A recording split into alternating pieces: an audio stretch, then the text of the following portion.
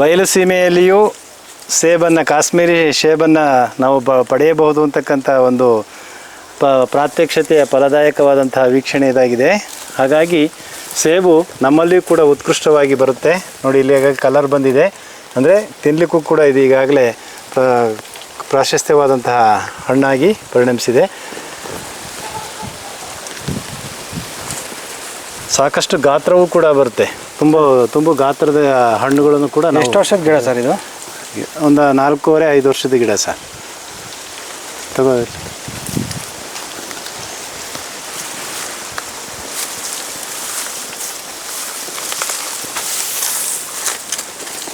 ಯಾರ ಫ್ಲವರಿಂಗ್ ನೋಡ್ತಾರ ನೋಡಿ, ಫ್ಲವರ್ ಎಷ್ಟು ಚೆನ್ನಾಗಿರುತ್ತೆ ಸರ್. ಆರಂಭದಲ್ಲಿ ಫ್ಲವರಿಂಗ್ ವೈಟಿಶ್ ಇರುತ್ತೆ, ಒಂದೆರಡು ದಿನ ಕಳೆದಂತೆ ಪಿಂಕ್ ರೆಡ್ಡಿಶ್ ಆಗ್ತಾ ಹೋಗುತ್ತೆ.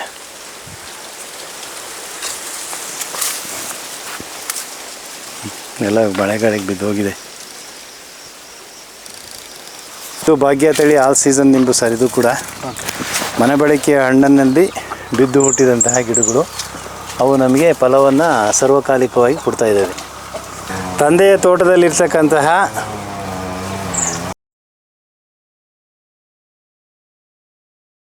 ಮಲ್ಲಿಕಾ ಮಾವಿನ ಗಿಡದಲ್ಲಿ ಏರ್ ಲೇಯರ್ ಕಸಿಯೊಂದಿಗೆ ಯಶಸ್ವಿ ಪ್ರಯತ್ನವನ್ನು ಮಾಡಿ ಗಿಡವನ್ನು ತಂದು ಹಾಕಿದ್ದೇನೆ. ಇದು ಕಳೆದ ಬಾರಿಯಿಂದ ಫಲವನ್ನು ನೀಡ್ತಾ ಇದೆ. ಈ ಬಾರಿ ಉತ್ಕೃಷ್ಟ ಫಲವನ್ನು ನೀಡುವುದರೊಂದಿಗೆ ಅದು ಸಾರ್ಥಕ್ಯವನ್ನು ನಮಗೆ ಕೊಡ್ತಾ ಇದೆ. ಸರ್, ಇದು ಏನೋ ಬ್ಯಾಗ್ ಬೇರೆ ಕಟ್ಟಿದ್ದೀರಾ, ಅದೇನು ಅದ್ರ ಬಗ್ಗೆ ಮಾಹಿತಿ? ಸರ್, ಇದು ಫ್ರೂಟ್ ಪ್ರೊಟೆಸ್ಟ್ ಬ್ಯಾಗ್ಸ್ ಅಂತ ಹೇಳಿ ಯೂಟ್ಯೂಬಲ್ಲಿ ಅಡ್ವರ್ಟೈಸ್ ಇತ್ತು. 25ಕ್ಕೆ 499 ರೂಪಾಯಿ ತಗೊಂಡ್ರು. ಬಟ್ ಏನಂತ ಎಫೆಕ್ಟಿವ್ ಯೂಸ್ ಇಲ್ಲ ಅನಿಸುತ್ತೆ. ಇದು ಕರ್ಟನ್, ಮಸ್ಕಿಟೋ ಕರ್ಟನ್ ಥರ ಇರೋದ್ರಿಂದ ಇದರಲ್ಲಿ ಊಜಿ ಹೊಡೆಯುತ್ತೆ, ಆರಾಮ್ ಸೇರುತ್ತೆ ಒಳಗಡೆ. ಹಾಗಾಗಿ ಅಂತೂ ಫ್ಯಾಸಿನೇಟೆಡಾಗಿ ಹಾಕಿದ್ದೀನಿ. ಇದು ಅನುಭವನ ಪಡ್ಕೋಬೇಕಿಲ್ಲ. ಅದು ಏಲಕ್ಕಿ ಸರ್. ಸರ್, ಯಾವ ಬ್ರ್ಯಾಂಡ್ ಅದು ಯಾವ ತಳಿ ಅದು? ಕಲ್ಯಾಣಿ ಅಲ್ಲಿತ್ತು, ನೆಲ್ಯಾಣಿ. ಇದು ನಾಟಿ, ಬಟ್ ಅಷ್ಟೇನು ಈಲ್ಡ್ ಕೊಡ್ತಾ ಇಲ್ಲ. ಇದು ಒಂದು ವಿಶೇಷ. ತಂದೆಯ ತೋಟದಲ್ಲಿ ಬಹುಶಃ ತಾತ ಮುತ್ತಾತಂದಿರ ಕಾಲದಿಂದಲೂ ಇರ್ತಕ್ಕಂಥ ಚಕ್ಕೋತ, ವೆರಿ ಸ್ವೀಟೆಸ್ಟ್, ಕಲರೆಸ್ಟ್ ಪ್ಲ್ಯಾಂಟು. ಮತ್ತು ಒಂದು ಸುಮಾರು ಈಗಾಗಲೇ ನಿಮಗೆ ಪ್ರಾತ್ಯಕ್ಷತೆಯಲ್ಲಿ ಸಿಗುವಂತಹ ನೋಡಿ ಅಲ್ಲಿ ಗಾತ್ರವನ್ನು. ಈಗ ತುಂಬಾ ಫಲ ಬಿಟ್ಟಿರೋದ್ರಿಂದ ಗಾತ್ರ ಸ್ವಲ್ಪ ಕಡಿಮೆ ಆಗಿದೆ.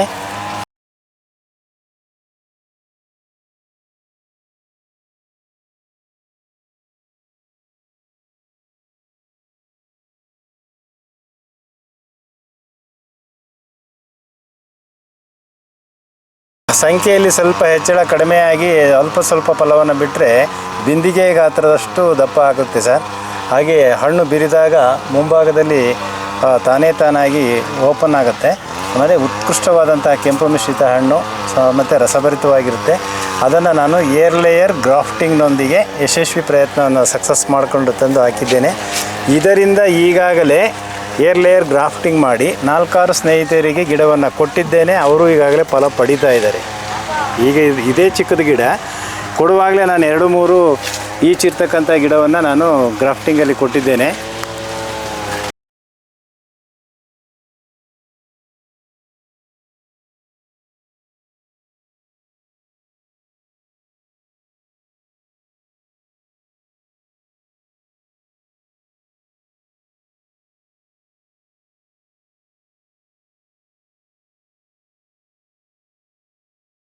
ಇದು ನಾಟಿ ಇದು ಸಹ.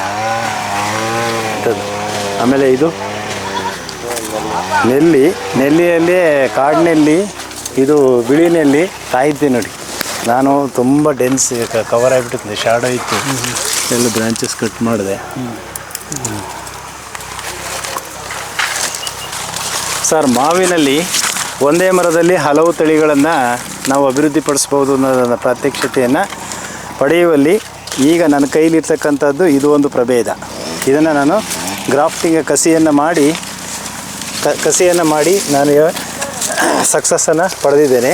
ಇನ್ನು ಇರ್ತಕ್ಕಂತಹ ಕಡ್ಡಿಗಳಿಗೆ ಒಂದೊಂದು ಜಾತಿಯನ್ನು ಕಸಿ ಮಾಡುವ ಪ್ರಯತ್ನದಲ್ಲಿ ಇದ್ದೇನೆ. ಅದು ಎಲ್ಲವಕ್ಕೂ ಕೂಡ ಕಸಿ ಮಾಡಿದ್ದೆ. ಅದರಲ್ಲಿ ಇದೊಂದು ಸಕ್ಸಸ್ ಆಗಿದೆ, ಇನ್ನು ಕೆಲವು ಸಕ್ಸಸ್ ಆಗಿಲ್ಲ.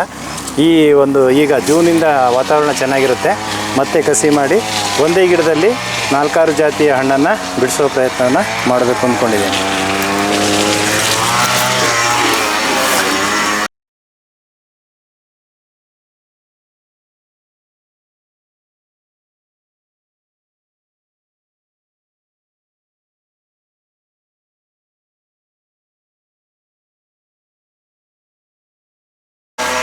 ಸರ್ ಆಲ್ ಸೀಸನ್ ಕಿತ್ತಳೆ ಆರೆಂಜ್ ನೋಡಿ. ಈಗಾಗಲೇ ಇದರಲ್ಲಿ ಈಚೆಲ್ಲ ಇದೆ, ಮೊನ್ನೆ ಎಲ್ಲ ಹಣ್ಣುಗಳು ಮುಗಿದವು. ಇದರಲ್ಲಿ ಕೂಡ ಗ್ರಾಫ್ಟಿಂಗ್ ಮಾಡಿ ನನ್ನ ಸ್ನೇಹಿತರುಗಳಿಗೆ ಎಲ್ಲ ಇದರ ಪ್ರಭೇದವನ್ನು ನಾನು ಈಗಾಗಲೇ ಕೊಡ್ತಾ ಇದ್ದೇನೆ. ಈ ಹಿಂದೆ ನಿಮಗೆ ಪ್ರಾತ್ಯಕ್ಷತೆಯಲ್ಲಿ ತೋರಿದಂತಹ ಒಂದು ಪಾಟಲ್ಲಿದ್ದಂತಹ ಗಿಡವು ಕೂಡ ಇದರದ್ದೇ ಲೇಯರ್ನೊಂದಿಗೆ ಇಂದು ಅದನ್ನು ಸಿದ್ದು ನನ್ನ ಸ್ನೇಹಿತನಿಗೆ ಬಳುವಳಿಯಾಗಿ ಕೊಡ್ತೇನೆ. ಸೌತೆಕಾಯಿ ಅಂದರೆ ಇದು ಭಾಗ್ಯ ತಳಿ ನುಗ್ಗೆ ಇಟ್ಟಿದ್ದೀನಿ ಸರ್. ಓಕೆ. ಬೇಜಾನ್ ಕಾಯಿ ಆಗುತ್ತೆ, ಒಳ್ಳೆ ರೇಟ್ ಇರೋ ಟೈಮಲ್ಲಿ. ಈಗ ಹಳುದುಳಿದಿದೆ. ಡೈಲಿ ಹಸುಗಳಿಗೆ ಪ್ರತಿದಿನ 3 ರಿಂದ 5 kg ಅಷ್ಟು ಫೀಡ್ ಮಾಡಿ ಏನು ಆರೋಗ್ಯದಾಯಕ ಅಂತ ಹೇಳಿದರೆ ಆ ಕೆಲಸ ಮಾಡ್ತಾಯಿದ್ದೀನಿ. ಮಾವಿನ ಪ್ರಭೇದದಲ್ಲಿಯೇ ಉತ್ಕೃಷ್ಟ ಪ್ರಭೇದವಂತೆ ಸರ್ ಇದು. ಮಿಯಾಜಾಕಿ 1,500 ರೂಪಾಯಿ ಅಂತೆ ಒಂದು ಪ್ಲ್ಯಾಂಟು. ಬಟ್ ನಾನು ಹಾಸನಲ್ಲಿ 500 ರೂಪಾಯಿನಂತೆ ಮಿಯಾಜಾಕಿ ಅಂತ ಕೊಟ್ಟಿದ್ದಾರೆ. ತಂದು 2 ಗಿಡಗಳನ್ನು ಹಾಕಿದ್ದೀನಿ, ಇದೊಂದು ಅದೊಂದು. ಇದು ಕೂಡ ಮಿಯಾಜಾಕಿ. ಆ ಮಧ್ಯೆ ಇದೆಯಲ್ಲ ಅದು ಸಪೋಟ, 1 kg ಬರುತ್ತಂತಪ್ಪ ಅದು ಸಪೋಟ. ಅದು ಸಪೋಟ 1 kg ತೂಕ ಬರುತ್ತಂತೆ. ಒಂದು ಸಪೋಟ ಸರ್ ಇದು ಪ್ರಭೇದ. ಒಂದು ಹಣ್ಣು 1 kg ಗಾತ್ರ ಬರುತ್ತಂತೆ ಸಪೋಟ. ಈಗಾಗಲೇ ಕೊಯ್ಲು ಮುಗಿದಿದೆ.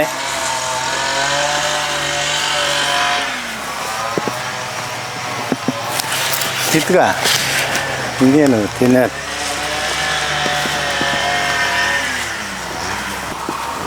ಈ ಸಸ್ಯವು ಕೂಡ ಇದು ಒಂದು ಅಸಾಧ್ಯವಾದದ್ದನ್ನು ಸಾಧ್ಯವೆಂಬಂಥ ಪ್ರಯತ್ನವನ್ನು ಮಾಡ್ತಾ ಇದ್ದೇನೆ. 20 ದಿನ ಅಡಿಗೆ ಬಳಸುವಂತಹ ಬಾದಾಮಿಯನ್ನು ಫ್ರಿಡ್ಜಲ್ಲಿ ಏರ್ ಪ್ಯಾಕ್ ಬಾಕ್ಸಲ್ಲಿ ಇಟ್ಟು ಅದನ್ನು ಹಾಗೆಯೇ ಮೇಂಟೈನ್ ಮಾಡಿ ಫ್ರಿಡ್ಜ್ ಮೇಲೆ ಏರ್ ಔಟ್ ಮಾಡದಂತೆ ಇಟ್ಟರೆ ಹೊಂಗೆ ಬೀಜದ ರೀತಿಯಲ್ಲಿ ಮೊಳಕೆ ಬರುತ್ತದೆ. ಆ ಮೊಳಕೆ ಬಂದ ಗಿಡದಲ್ಲಿ ಒಂದು 20 ಗಿಡವನ್ನು ಮಾಡಿದ್ದೆ ನಾನು, ಬಾದಾಮಿ ಗಿಡವನ್ನು. ಅದರಲ್ಲಿ ಹೂವಾಗಿದ್ದ ಗಿಡ ಕೂಡ ನನ್ನಲ್ಲಿ ಒಣಗೋಗ್ಬಿಡ್ತು. ಇದೊಂದು ಮಾತ್ರ ಉಳಿದಿದೆ. ಬಹುಶಃ ಇದರಲ್ಲಿ ಅಂಥ ನಿರೀಕ್ಷಿತ ಫಲ ಕಾಣದೇ ಇದ್ದರೂ ಕೂಡ ಅಡಿಗೆ ಬಾದಾಮಿಯ ಗಿಡ ಇದು. ನಾನೇ ಬಾದಾಮಿಯಿಂದ ಸ್ವಪ್ರಯತ್ನದೊಂದಿಗೆ ಇಷ್ಟು ಇದಾಗಲೇ 3-4 ವರ್ಷದ ಗಿಡ. ಇದರ ಜೊತೆ ಬಂದಂಥ ಗಿಡಗಳು ಹಂಗೆ ಹೂ ಥರ ಹೂವಾಗಿದ್ವು. ಬಟ್ ಯಾಕೋ ಅವು ಅಕಾಲಿಕವಾಗಿ ಒಣಗಿ ಹೋದವು. ತಂದೆಯ ತೋಟದಲ್ಲಿರ್ತಕ್ಕಂತಹ ಮಲಗೂಬಾ ಮಾವಿನ ಮರದಲ್ಲಿ ಏರ್ ಕಸಿಯೊಂದಿಗೆ ತಂದಂತಹ ಈ ಗಿಡ ಈಗಾಗಲೇ ನಮಗೆ 3-4 ವರ್ಷಗಳಿಂದಲೇ 2-3 ವರ್ಷಗಳಿಂದ ಉತ್ತಮ ಫಲ ಬಿಡ್ತಿದೆ. ಈ ವರ್ಷ ಸ್ವಲ್ಪ ಹಿಂದಿನಗಿಂತ ಜಾಸ್ತಿ ಫಲವನ್ನು ಬಿಟ್ಟಿದೆ.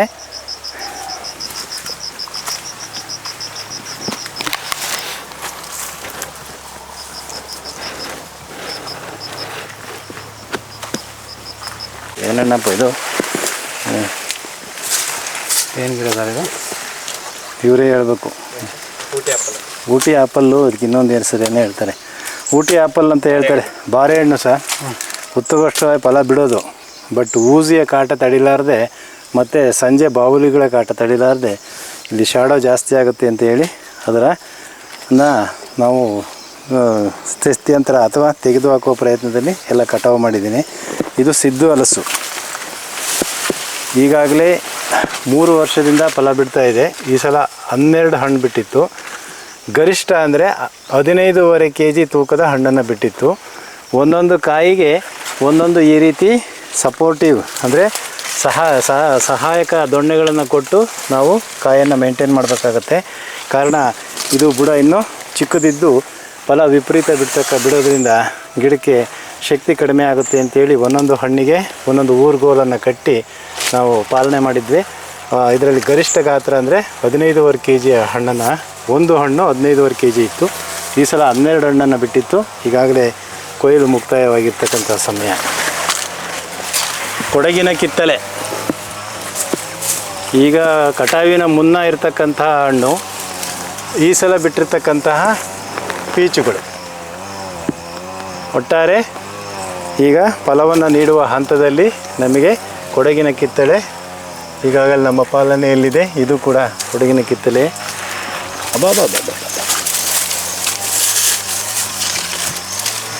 ಯಾವ ಒಂದು ವೆರೈಟಿ ಸರ್ ಇದು?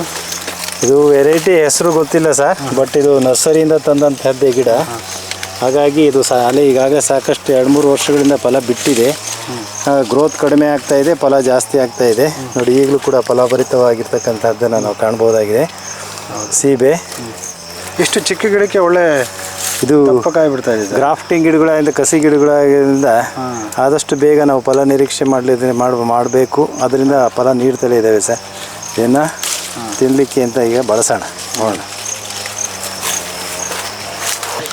ಬಿಳಿ ನೇರಳೆ ಹಣ್ಣಿನ ಗಿಡ ಬಹುಶಃ ನಾವು ಬಾಲ್ಯದಲ್ಲಿ ಎಲ್ಲೂ ನೋಡಿರಲಿಲ್ಲ. ಈಗ ವಾರ್ಷಿಕ ಒಮ್ಮೆ ಉತ್ಕೃಷ್ಟವಾದ ಫಲವನ್ನು ಬಿಡುತ್ತೆ. ಇದ್ದಂತೆ ಊಸಿ ಮತ್ತು ನೋಡಿ ಅಲ್ಲೆಲ್ಲ ಹಣ್ಣು ಆ ಕಡೆಯಿಂದ ಫೋಲ್ಸ್ ನೋಡಿ ಎಲ್ಲ ಇಲ್ಲ ಅಲ್ಲಿ ಮೇಲೆ, ಅಂದರೆ ಊಸಿ ಹೊಡೆದಿರೋದ್ರಿಂದ ಆರೋಗ್ಯದಾಯಕವಾಗಿಲ್ಲ, ಉಪಯೋಗಕ್ಕೆ ಬರಲ್ಲ ಸರ್. ಊಸಿ ಹೊಡೆದಿದೆ, ಹಣ್ಣು ಶೇಪಲ್ಲಿ ಎಲ್ಲ ತುಂಬ ಡಿಸ್ಟರ್ಬ್ ಇದೆ. ಬಟ್ ಇದು ಉತ್ತಮವಾದಂಥ ಟೇಸ್ಟು ಮತ್ತು ಹಣ್ಣಾದಂತೆ ಈ ರೀತಿ ಪಿಂಕ್ ಕಲರ್ ಬರುತ್ತೆ. ಕೆಲವು ಸಮಯದಲ್ಲಿ ಈ ರೀತಿ ಊಜಿ ಹೊಡೆದು ರೈತನಿಗೆ ಉಪಯೋಗಕ್ಕೆ ಬರಲ್ಲ. ಇದ್ದಂತೆ ಈ ರೀತಿ ತುಂಬ ಚೆನ್ನಾಗಿ ಹಣ್ಣನ್ನು ಬಿಡುತ್ತೆ, ಸಾಕಷ್ಟು ಹಣ್ಣನ್ನು ಬಿಡುತ್ತೆ. ಮೇಯ್ನು ಇದು ಕೂಡ 4-5 ವರ್ಷದ ಗಿಡ.